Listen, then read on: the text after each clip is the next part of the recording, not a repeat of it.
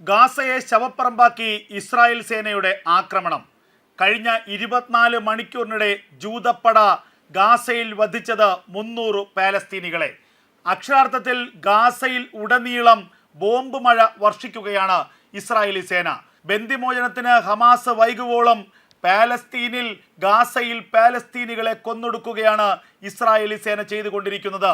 ഞായറാഴ്ച പകൽ മാത്രം മധ്യ ഗാസയിൽ 88 പേരെ ഇസ്രായേലി സേന വധിച്ചു. മധ്യ ഗാസ ഒന്നടങ്കം ഒഴിപ്പിക്കാനുള്ള ഉത്തരവ് കഴിഞ്ഞ ദിവസമാണ് ഇസ്രായേൽ സേന നടത്തിയത്. മധ്യ ഗാസയിലെ പ്രദേശത്ത് നിന്ന് ഇസ്രായേലിന് നേരെ 2 റോക്കറ്റുകൾ ഹമാസ് പ്രയോഗിച്ചിരുന്നു. ഈ റോക്കറ്റുകളെ ഇസ്രായേലിൻ്റെ വ്യോമ പ്രതിരോധ സംവിധാനം നിഷ്പ്രഭമാക്കി. ഇതിനു പിന്നാലെയാണ് മധ്യ ഗാസയിൽ വമ്പൻ ഒഴിപ്പിക്കൽ ഉത്തരവ് ഇസ്രായേലി സേന നൽകിയത്.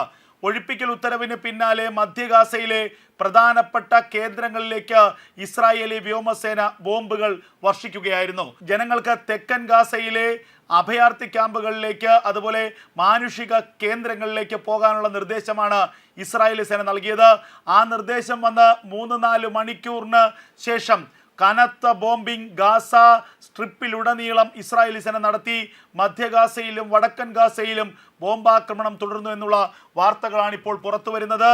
അഭയാർത്ഥി ക്യാമ്പുകളെ പോലും ഇസ്രായേലി സേന വെറുതെ വിടുന്നില്ല. അഭയാർത്ഥി ക്യാമ്പുകളുടെ മറവിലാണ് അവശേഷിക്കുന്ന ഹമാസിന്റെ ഭീകരന്മാർ ഇപ്പോഴും ഒളിവിൽ കഴിയുന്നത്. അവരെ പോലും വെറുതെ വിടാതെയുള്ള ആക്രമണം തന്നെയാണ് ഇസ്രായേലി സേന നടത്തിക്കൊണ്ടിരിക്കുന്നത്. ഞായറാഴ്ച മാത്രം ഗാസയിൽ ഇസ്രായേലി സേന നടത്തിയ ആക്രമണത്തിൽ 88 പാലസ്തീനികൾ കൊല്ലപ്പെട്ടു എന്ന ഞെട്ടിപ്പിക്കുന്ന വിവരമാണ് ഗാസയിൽ നിന്ന് പുറത്തു വരുന്നത്. ബന്ദികളെ വിട്ടുകിട്ടാൻ ഇസ്രായേലിന്റെ മാരകമായ പ്രയോഗം. ബന്ദികളെ വിട്ടയച്ച് ഗാസയിലെ നരകം അവസാനിപ്പിക്കാൻ ഹമാസും തയ്യാറാകുന്നില്ല. പാലസ്തീനികളെല്ലാം മരിച്ചു വീണാലും അതുക്കും മുകളിലാണ് 101 ഇസ്രായേലി ബന്ദികളുടെ വിലയെന്നാണ് ഹമാസിന്റെ നിലപാട്. ചുരുക്കത്തിൽ ഗാസയിലെ പാലസ്തീനികളോട് ഒരു കൂറും ഹമാസിനില്ല എന്നുള്ളത് വ്യക്തമാവുകയാണ്. പാലസ്തീനികളുടെ സംരക്ഷണത്തിന് വേണ്ടിയല്ല ഹമാസ് നിലകൊള്ളുന്നത് എന്നത് ഇതിലൂടെ വ്യക്തമാകുന്നു. കാരണം ഹമാസിന് ഭീകരവാദമാണ് വലുത്. ഹമാസിന്റെ ഏറ്റവും വലിയ നിലനിൽപ്പ് ഭീകരവാദമാണ്. അത്തരത്തിൽ ഭീകരവാദത്തിനെ വളർത്തുക, തങ്ങളുടെ നിലനിൽപ്പിനെ വളർത്തുക എന്നതാണ് ഹമാസ് ഇതിലൂടെ ലക്ഷ്യമിടുന്നത്. പാലസ്തീനികളുടെ ജീവന് പുല്ലുവില കൽപ്പിക്കുകയാണ് ഹമാസ്. പാലസ്തീനികളുടെ ജീവന് എന്തെങ്കിലും വില ഹമാസ് കൽപ്പിച്ചിരുന്നുവെങ്കിൽ ഹമാസിന്റെ പക്കലുള്ള അവശേഷിക്കുന്ന ബന്ദികളെ മോചിപ്പിച്ചുകൊണ്ട് അവരെ വിട്ടയച്ചുകൊണ്ട് ഈ യുദ്ധം എന്നേക്കുമായി അവസാനിപ്പിക്കാൻ ഹമാസ് തീരുമാനിച്ചേനെ. എന്നാൽ അമേരിക്കയും ഈജിപ്തും ഖത്തറുമൊക്കെ നിരന്തരമായി പറഞ്ഞിട്ടും കയ്യിലുള്ള ബന്ദികളെ വിട്ടയക്കുന്നതിനും ഒരു വെടിനിർത്തൽ കരാറിലേക്ക് എത്തിപ്പെടുന്നതിനും ഹമാസ് തയ്യാറാകുന്നില്ല എന്നുള്ളതാണ് ഏറ്റവും ശ്രദ്ധേയമായ കാര്യം. ഫലത്തിൽ ജൂത പ്രതികാരത്തിൽ സ്വന്തം പാലസ്തീനികളെയാണ് ഹമാസ് കൊലയ്ക്ക് കൊടുക്കുന്നത് എന്നത് വ്യക്തം. ഗാസ മുനമ്പിൽ ഇസ്രായേൽ നടത്തിയ ബോംബാക്രമണത്തിൽ കൊല്ലപ്പെട്ട തങ്ങളുടെ ബന്ധുക്കളെ ഓർത്ത് പാലസ്തീനികൾ വിലപിക്കുന്ന ദൃശ്യങ്ങൾ ഇപ്പോൾ പുറത്തു വരികയാണ്. ഈ പാലസ്തീനികൾ ഹമാസിനെ തള്ളിപ്പറഞ്ഞു തുടങ്ങിയിരിക്കുന്നു. ഗാസയിലെ അവശേഷിക്കുന്ന പാലസ്തീനികൾ ഹമാസിനെ വെറുത്തു തുടങ്ങിയിരിക്കുന്നു. ഈ നീചന്മാരായ യുദ്ധക്കൊതിയന്മാരായ ഭീകരന്മാർ മൂലം തങ്ങളുടെ കുട്ടികളും അടുത്ത ബന്ധുക്കളും സുഹൃത്തുക്കളുമെല്ലാം മരിച്ചു വീഴുന്നത് വേദനയോടെ നോക്കി നിൽക്കാൻ മാത്രമേ ഹതഭാഗ്യരായിട്ടുള്ള പാലസ്തീനികൾക്ക് ഇപ്പോൾ കഴിയുന്നുള്ളൂ. റഫയിൽ ഒരു ദിവസം 88 പാലസ്തീനികളെയാണ് ഇസ്രായേലി സൈന്യം വധിച്ചത്. പാലസ്തീനികളെ വധിച്ചത് മനഃപൂർവ്വമല്ല എന്ന് ഇസ്രായേൽ പറയുന്നു. അഭയാർത്ഥി ക്യാമ്പുകൾക്ക് സമീപമുള്ള ഹമാസിന്റെ ബേസ് ക്യാമ്പിന് ലക്ഷ്യമിട്ടാണ് ബോംബാക്രമണം നടന്നത്. അതിൽ കൊല്ലപ്പെട്ടവരിൽ അധികം പേരും ഹമാസ് ഭീകരരോ അവരുമായി ബന്ധമുള്ളവരോ ആണ്. സാധാരണക്കാർ അതിന് പരിസരങ്ങളിൽ കൊല്ലപ്പെട്ടിരിക്കാമെന്നാണ് ഇപ്പോൾ IDF വ്യക്തമാക്കുന്നത്. മുൻ നിലപാടുകളിൽ നിന്ന് അല്ലെങ്കിൽ മുൻകാലങ്ങളിൽ നടത്തിയ ആക്രമണങ്ങളിൽ നിന്ന് വ്യത്യസ്തമായ ആക്രമണമാണ് സമീപ ദിവസങ്ങളിൽ ഗാസയിൽ ഇസ്രായേലി സേന നടത്തിക്കൊണ്ടിരിക്കുന്നത്. നേരത്തെ അഭയാർത്ഥി ക്യാമ്പുകളെ ജനവാസ കേന്ദ്രങ്ങളെയൊക്കെ ആക്രമണത്തിൽ നിന്ന് ഒഴിച്ചു നിർത്തിയിരുന്നുവെങ്കിൽ ഇപ്പോൾ അത്തരത്തിലുള്ള യാതൊരു നടപടികളും ഇസ്രായേലി സൈന്യത്തിന്റെ ഭാഗത്തുനിന്നുണ്ടാകുന്നില്ല. കണ്ണും പൂട്ടിയുള്ള ആക്രമണമാണ് ഗാസയിലെ വിവിധ പ്രദേശങ്ങളിലേക്ക് ഇസ്രായേൽ നടത്തുന്നത്. കാരണം ഇനി ദയാദാക്ഷിണ്യത്തിന്റെ കാര്യമില്ല എന്ന് തന്നെയാണ് IDF വ്യക്തമാക്കുന്നത്. ഒരു തരത്തിലുള്ള മാനുഷിക പരിഗണനയും ഹമാസിന് മേൽ നൽകുന്നില്ല. ഒരു തരത്തിലുള്ള മാനുഷിക പരിഗണനയും ഗാസയിലെ ജനങ്ങൾക്ക് നൽകുന്നില്ല. ഒരു തരത്തിലുള്ള മാനുഷിക പരിഗണനയും പാലസ്തീനികൾക്ക് നൽകുന്നില്ല ഇസ്രായേൽ സേന എന്ന വിവരമാണ് ഇപ്പോൾ പുറത്തു വരുന്നത്. വെറും 3 ദിവസത്തിനുള്ളിൽ ഇസ്രായേൽ എൻക്ലേവിൽ 100-ലധികം തവണയാണ് ഇസ്രായേലി സേന ബോംബിട്ടത്. അതും മാരക പ്രഹരശേഷിയുള്ള ക്ലസ്റ്റർ ബോംബുകൾ അടക്കം. ഹിസ്ബുള്ളയ്ക്കെതിരെ ലെബനനിൽ നടത്തിയ ആക്രമണത്തിൽ നിന്ന് താൽക്കാലിക ആശ്വാസമാണ് ഇസ്രായേലിന് ലഭിച്ചിട്ടുള്ളത്. അതുകൊണ്ട് തന്നെ ഇസ്രായേലിൻ്റെ ഫൈറ്റർ ജെറ്റുകൾ, ഇസ്രായേലിൻ്റെ വ്യോമസേനയ്ക്ക് ഇപ്പോൾ ലക്ഷ്യം, അവരുടെ ശ്രദ്ധ ഇപ്പോൾ ഗാസയാണ്. ഗാസയിലേക്ക് മണിക്കൂറുകളുടെ ഇടവേളയിൽ കുതിച്ചു പായുകയാണ് ഇസ്രായേലിൻ്റെ ഫൈറ്റിംഗ് ജെറ്റുകൾ.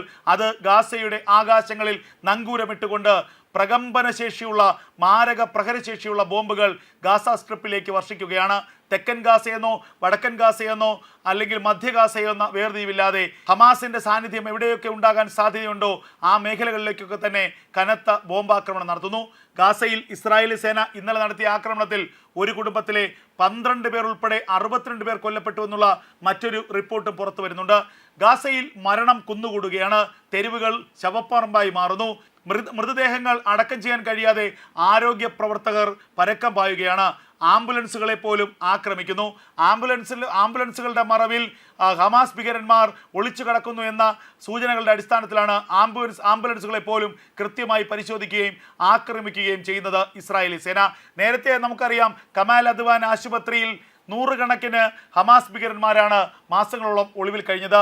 ആ ആശുപത്രി റെയ്ഡ് ചെയ്ത ആശുപത്രിയുടെ ഡയറക്ടറെ ഇസ്രായേലി സേന പിടികൂടിയിരുന്നു. യുദ്ധക്കുറ്റവാളിയാക്കി ഇപ്പോഴും IDFന്റെ കസ്റ്റഡിയിലാണ് ആ ഡയറക്ടർ. അതുപോലെ തന്നെ ഡോക്ടർമാരുടെ വേഷമണിഞ്ഞ നിരവധി ഭീകരന്മാരെയും അവിടെ നിന്ന് പിടികൂടിയിരുന്നു. 200ഓളം ഹമാസ് ഭീകരന്മാരെയാണ് കമാൽ അദ്വാൻ ആശുപത്രി റെയ്ഡ് ചെയ്ത് ഇസ്രായേലി സേന പിടികൂടിയത്. നേരിട്ടുള്ള ഏറ്റുമുട്ടലിൽ 100-ലധികം ഹമാസ് ഭീകരന്മാർ കമാൽ അദ്വാൻ ആശുപത്രിയിൽ കൊല്ലപ്പെടുകയും ചെയ്തു. അതിനിടെ US പ്രസിഡന്റ് ജോ ബൈഡൻ ഇസ്രായേലിനായി $8 ബില്യൺ ആയുധങ്ങൾ കൂടി കൈമാറുകയാണ്. ഗാസയിലേക്ക് ആ ആയുധങ്ങൾ കൂടി എത്തുമ്പോൾ ഗാസ ചാരമായി മാറും. ആ ആയുധം കൂടി ഇസ്രായേലിന്റെ പക്കലേക്ക് എത്തുമ്പോൾ ഗാസ ചാരമായി മാറും. ഇതിനിടെ ഗാസയിൽ തടവിലാക്കപ്പെട്ടവരെ തിരികെ കൊണ്ടുവരുന്നതിനുള്ള ശ്രമങ്ങൾ ഖത്തറിൽ ആരംഭിച്ചിരിക്കുന്നു. ഖത്തറിന്റെ തലസ്ഥാനമായ ദോഹയിൽ ഹമാസുമായുള്ള പരോക്ഷ ചർച്ചകൾ ആരംഭിച്ചതായി ഇസ്രായേൽ പ്രതിരോധ മന്ത്രി ഇസ്രായേൽ കാറ്റ്സ് തന്നെ വ്യക്തമാക്കി. അടുത്ത മണിക്കൂറുകളിൽ മൊസാദിന്റെ തലവൻ ഡേവിഡ് ബെർണി അടക്കമുള്ള പ്രതിനിധി സംഘം ദോഹയിലേക്ക് എത്തുമെന്നുള്ള വിവരങ്ങളാണ് പുറത്തു വരുന്നത്. കഴിഞ്ഞ മണിക്കൂറിൽ തന്നെ ഇസ്രായേലിന്റെ സെക്യൂരിറ്റി ക്യാബിനറ്റ് യോഗം ചേർന്നിരുന്നു.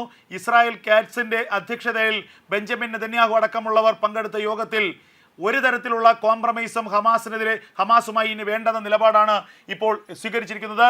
ആദ്യഘട്ടത്തിൽ 34 ബന്ദികളെ വിട്ടയക്കുന്നെങ്കിൽ മാത്രം ഹമാസുമായി ബന്ധു ചർച്ചകൾ പുനരാരംഭിച്ചാൽ മതിയെന്ന നിർദ്ദേശമാണ് ഇപ്പോൾ പ്രതിനിധി സംഘത്തിന് ബെഞ്ചമിൻ നെതന്യാഹു നൽകിയിരിക്കുന്നത്. അതേസമയം ആദ്യഘട്ടത്തിൽ എത്ര ബന്ദികളെ മോചിപ്പിക്കുമെന്ന കാര്യത്തിലാണ് ഇപ്പോൾ തർക്കം നിലനിൽക്കുന്നത്.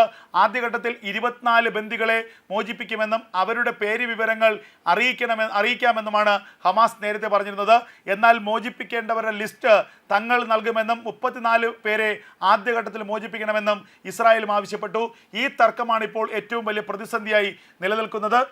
അതേസമയം 2023 ഒക്ടോബർ 7 ആരംഭിച്ച യുദ്ധത്തിൽ ഇതുവരെ ഗാസയിൽ 45,805 പാലസ്തീനികൾ കൊല്ലപ്പെട്ടു എന്നുള്ള വിവരങ്ങളാണ് അറബ് അനുകൂല മാധ്യമങ്ങൾ പുറത്തുവിടുന്നത്. ഈ കാലയളവിൽ 1,09,000-ലധികം പേർക്ക് പരിക്കേൽക്കുകയും പലരുടെയും പരിക്ക് ഗുരുതരമാവുകയും ചെയ്തിരിക്കുന്നു. 2023 ആരംഭിച്ച യുദ്ധത്തിൽ ഹമാസിന്റെ ആക്രമണത്തിൽ ഇസ്രായേലിന് നഷ്ടപ്പെട്ടത് 1,139 സൈനികരെയാണ്. 2,000-ലധികം പേർക്ക് സാരമായി പരിക്കേൽക്കുകയും ചെയ്തു എന്നുള്ള വിവരങ്ങളാണ് ഇപ്പോൾ അന്താരാഷ്ട്ര മാധ്യമങ്ങൾ തന്നെ പുറത്തുവിടുന്നത്.